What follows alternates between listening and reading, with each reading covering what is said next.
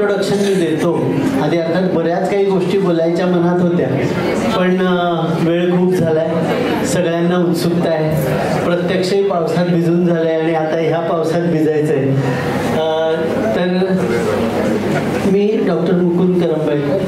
मी doctor Meenakshi Karambalekar.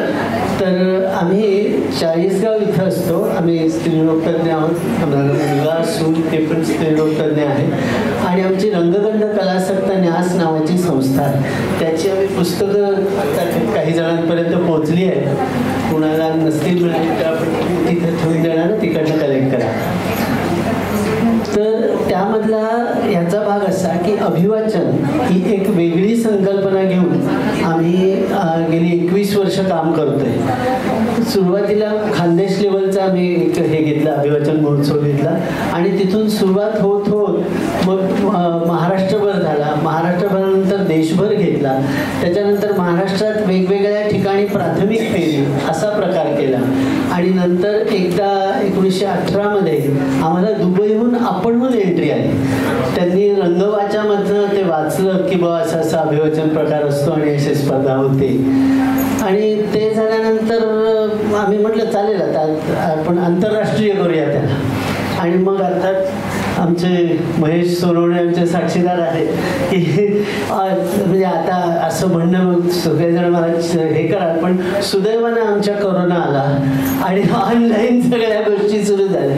मग आम्हाला फार USA आहे, दुबई आहे, सिंगापूर आहे, सगळीकडनं एंट्रीज यायला लागल्या. आणि मग नंतरही आम्ही ते मेंटेन ठेवलं. म्हणजे आता असं होतं की महाराष्ट्रात आता शेवटचा जो महोत्सव झाला 21 ठिकाणी आम्ही आयोजित केली होती, पण 16 ठिकाणी छान रिस्पॉन्स आला आणि 140 स्पर्धकांनी सगळ्या महाराष्ट्रभर सहभाग घेतला. म्हणजे आम्ही असं करतो की जिथली एक मित्रसंस्था आणि आम्ही मिळून ते आयोजित करतो आणि जे परराज्यातले परदेशातल्या साधारणपणे 5 एंट्रीज आल्या होत्या सगळ्या मिळून आणि त्याच्यातलं जे सर्वोत्कृष्ट ऑनलाईन करायचं आणि ऑनलाईनमधलं जे सर्वोत्कृष्ट ठरेल त्यांना मात्र आम्ही ज्या भारतातल्या आहेत त्यांना आमच्याकडे बोलवतो चाळीसगावला अंतिम फेरीसाठी.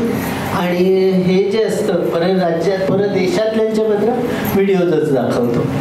अशा तऱ्हेने आमची स्पर्धा 21 वर्ष चालू आहे आणि त्याच्यामध्ये वेगवेगळ्या लोकांचा सहभाग खूप छान तऱ्हेने मिळतो. म्हणजे आता गिरीश ओक त्याच्यामध्ये 2-3 वेळा येऊन गेले किंवा इव्हन स्पर्धक म्हणून सुद्धा मुंबई पुण्यातले मोठमोठे ॲक्टर्स आमच्याकडे येतात. त्यांना उत्सुकता असते की नाही एकदा म्हणजे आमचे जे रंगगंधाची टॅगलाईन जी आहे नुसती नाट्य चळवळ नव्हे तर एक सर्वंकष सांस्कृतिक यात्रा आम्ही असं म्हणतो.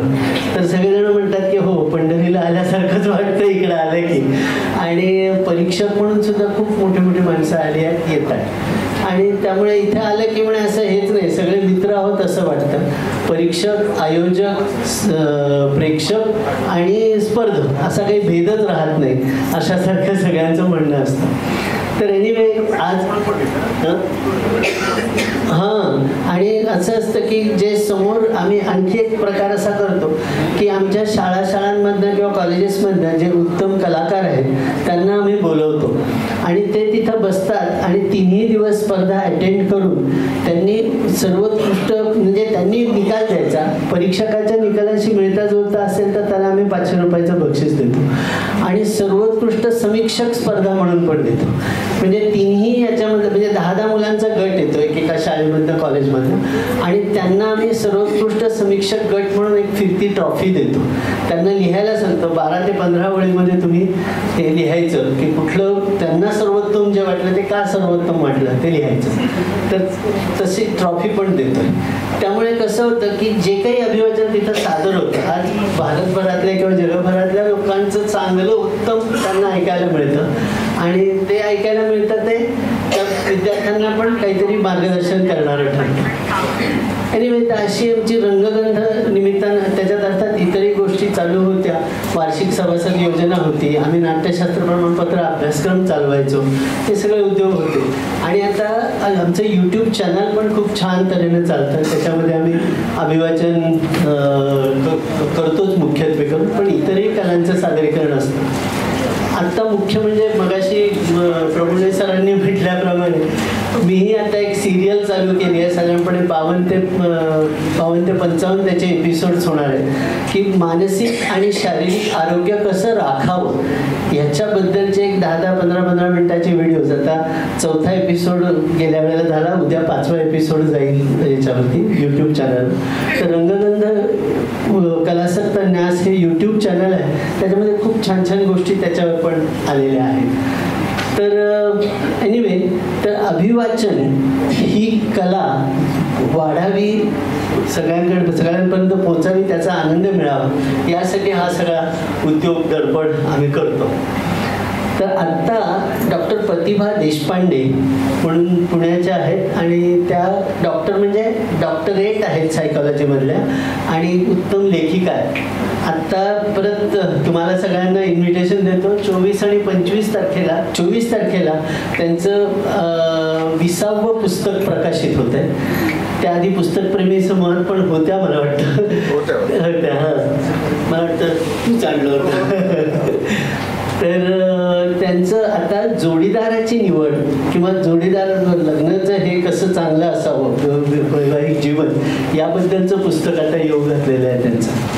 आणि त्यांच्या लग्नाचा 50वा वाढदिवस आहे 24 मेला. तर तिथं ते पुस्तक प्रकाशन होणार आहे. एनिवे, तर त्यांनी लिहिलेलं हे अजून यौवनात मी हे आम्ही सादर करतोय. अर्थात मला माहिती आहे पुस्तकप्रेमीमध्ये सगळेच आमच्याच वयाच्या बरोबरीचे आहेत आणि सगळेच तितकेच यौवनात आहेत. त्यामुळे आणि हां, पुस्तकप्रेमी समूहाबद्दल मला छान एक बोलायचं वाटतं की हे जे काही दररोज पुस्तक एक परिचय होतो आणि संध्याकाळी इतर गोष्टी करता येतात, बोलता येतात, त्याच्यामध्ये मला आठवतं आहे मी मध्ये बऱ्याच जणांशी बोलले की सेवाग्रामहून मी MBBS DGO तिथनं केलं. तर तिथं आमच्या ज्या सुशीला नायर होत्या त्या म्हणायच्या की तुम्ही लोक खेड्यात जायला का तयार नसतात. तर लोक सगळे इतर काय अडचणी सांगायच्या, सगळं सांगायचं. तर त्या शेवटी म्हणाल्या, तुमच्यापैकी कोणीही जर आता डॉक्टर होऊ घातलाय, तुम्हाला असं नाही वाटलं का की आपल्या इंटेलिजन्सचं माणूस कोणीतरी बोलायला भेटलं, कम्युनिकेट करायला भेटलं, अशी अडचण येईल खेड्यात गेल्यावर, असं तुम्हाला नाही वाटत? तर मला पुस्तकप्रेमी समूहावर आल्यावर हे जाणवायला लागलं की इतर सगळ्या ग्रुप्सवरती इतके फॉरवर्ड मेसेज आणि इतके तेच मेसेज आणि कंटाळा येतो अक्षरशः. पण आता पुस्तकप्रेमी जॉईन केलं आहे गेल्या 1.5 महिन्यापासून, तर इतर कुठल्याच समूहावरती जावंसंही वाटत नाही, बघितलंही जात नाही. आणि खरोखर जी इंटेलिजन्सची भूक असते ती इकडे खरंच चांगली भागली जाते. आणि दुसरा एक उपयोग मी आता करून घेतोय की तिथे 118 वर्षाची परंपरा असलेलं एक वाचनालय, नारायण बंकट वाचनालय म्हणून, त्याचा मी सध्या अध्यक्ष आहे 1 वर्षापासून. तर आपलं जे आठवडाभराचे सगळे जे परिचय येतात ते परिचय मी आमच्या लायब्ररीकडे पाठवतो. याच्यातली कुठली कुठली पुस्तकं आहेत आपल्याकडे, जी आहेत पुस्तकं, हे पुस्तक अवेलेबल आहे, ह्याचा हा परिचय, असा सगळ्या ग्रुप्सवर टाकतोय. आमचे सभासदही वाढले आणि वाचकही वाढले. म्हणजे काही सभासद जे यायचेच नाही ते आता यायला लागले की हां हे पुस्तक मला पाहिजे, किंवा फोन करून बुक करायला लागलेत पुस्तक. तर मला खूप धन्यवाद द्यावेसे वाटतात पुस्तकप्रेमी समूहाला की ह्या पद्धतीनं आम्ही आता म्हणजे स्पष्ट म्हणजे कुणाच्याही परवानगी वाचून हे सगळा उद्योग केला आहे. पण मला खूप छान वाटतं हे सगळं तुम्हाला तुमच्याशी शेअर करायला. दुसरं अर्थात सुनील गोगुरे सर आहेत, सचिन देशपांडे आहेत, यांच्या कथाही अभिवाचनात आम्ही घेतोय, लोकांना पाठवतोय, ते करतायत अभिवाचन. अर्थात कांदळगावकर मॅडमचं मात्र भीती वाटते, कारण त्यांनी आधीच दम दिलेला असतं याचं अभिवाचन नाही करायचं म्हणून. एनिवे, पण मोकळेपणाने आम्ही ते असं अभिवाचन करतो आणि ते टाकतो सुद्धा आपल्या ग्रुपवर 4 वाजेच्या नंतर. एनिवे, आता नमनाला घडाभर तेल टाकून झाले. आता मी अजून यौवनात मी आम्ही सादर करतोय. तर रंगगंध कलासक्त न्यास चाळीसगाव तर्फे आम्ही सादर करीत आहोत अजून यौवनात मी, अजून यौवनात मी.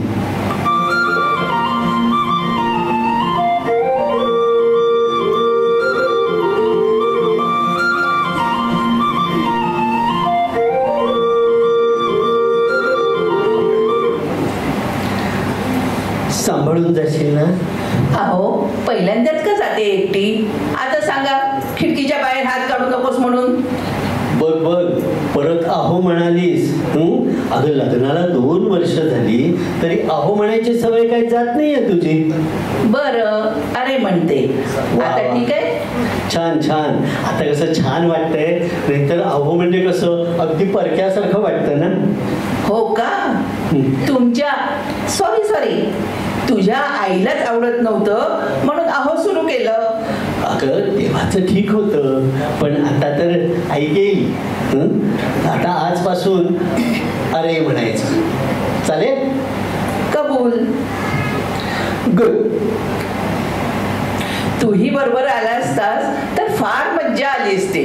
अगं तुमच्या मैत्रिणीत मी कशाला उगाच पुरुषात सॉरी बायकात पुरुष लांबोडा. अरे मैत्रिणींकडे नाही म्हणते मी, मुंबईपर्यंत बरोबर गेलो असतो. मी मैत्रिणींकडे गेले असते, तू दादाकडे थांबला असतास, उद्या सकाळी परत आलो असतो. अगं हल्ली पुणे मुंबई प्रवास म्हणजे काहीच वाटत नाही बघ. 3 तासात पोहोचूनही जाशील.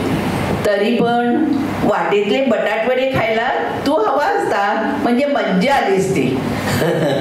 त्याच्यासाठी आपण लागलं तर परत एकदा ठरवून जाऊ एकत्र. चल निघते मी, बस सुटते. आणि मुलांचं? अगं मुलांचा प्रश्न कुठे आला? लग्नाला आता 2 वर्ष झाली आहेत. बघूया 5 वर्षांनी. चालेल ना? चालेल. पोचल्यावर फोन करे ना? नक्की कर. वाट बघतो. Bye bye. Happy journey.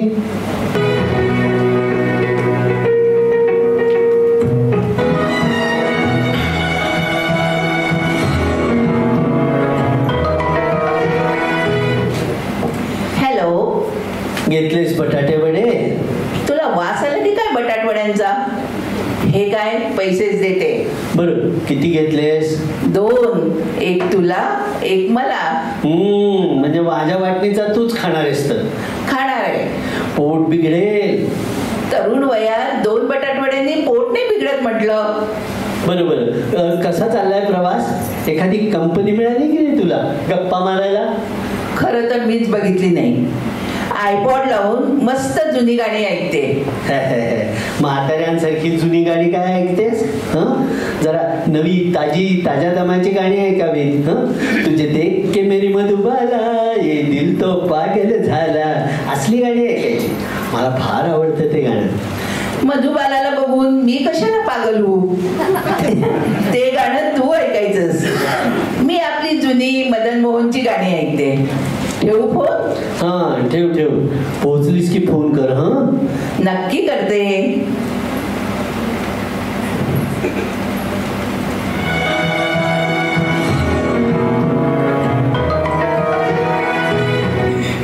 Hello.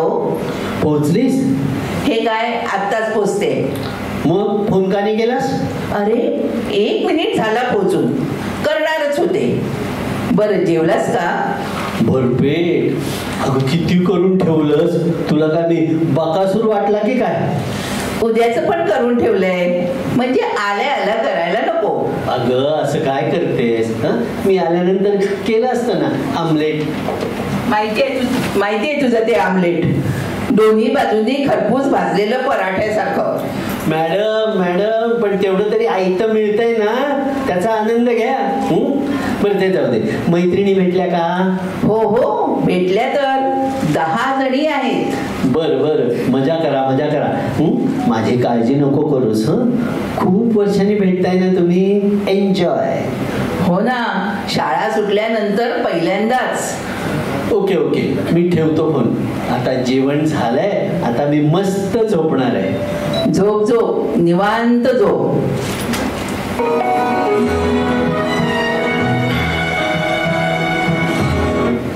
झाली झोप? लागलीच नाही. मग टीव्ही बघत बसलो. बरं तुम्ही काय करताय? गप्पा. शॉपिंगला जाणार होतो, पण नंतर ठरवलं खूप वर्षांनी भेटलोय, गप्पाच मारूया म्हणून. मीही जरा फिरून येणार आहे बाहेर. जा. कंटाळा आला असलास तर ताईकडे पण जाऊन ये. बघतो. चल ठेवतो मी.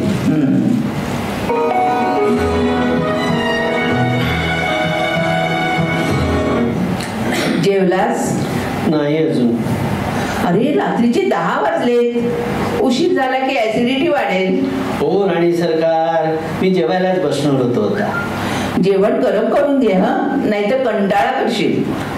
तुम्ही जेवलं? भरपूर जेवलो.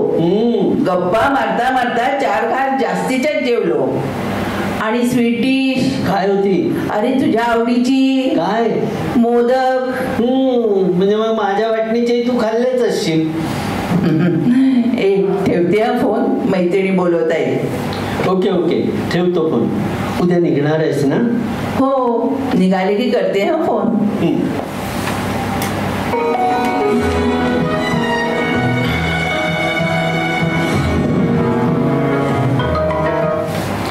निघालीस?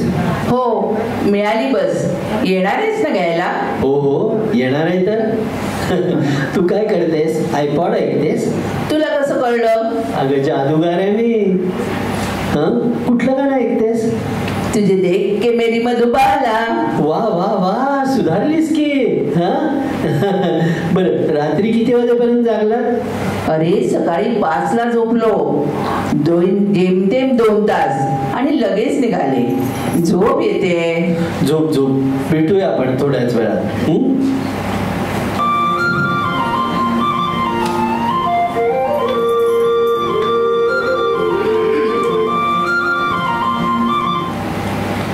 जपून उतर. कसा झाला प्रवास? काही फार त्रास नाही ना झाला तुला? फार नाही, पण 3 तास पाय खाली सोडून बसल्यामुळे सू झाली आहे पायाला. अगं चिरंजीवांचा फोन आला होता. काय म्हणताय ते? गुड न्यूज आहे. आपण आजी आजोबा होणार आहोत आता. वा वा, लग्नानंतर 2च वर्षात. Good joke good joke. तुला आवडला खेळ? खेळ? कुठला खेळ? तारुण्यात शिरण्याचा. अरे मी कुठे खेळ खेळला? मी तर फक्त जुन्या आठवणी ताज्या केल्या. अहो अहो नाही, अरे म्हण. अरे पण खेळ तर संपलाय ना आता. छे छे, आता तर कुठे सुरू झालाय. मित्रांनो, मला माहिती आहे तुम्ही असा खेळ खेळता ना, तर म्हणूनच आम्ही म्हणतो अजून यौवनात आम्ही.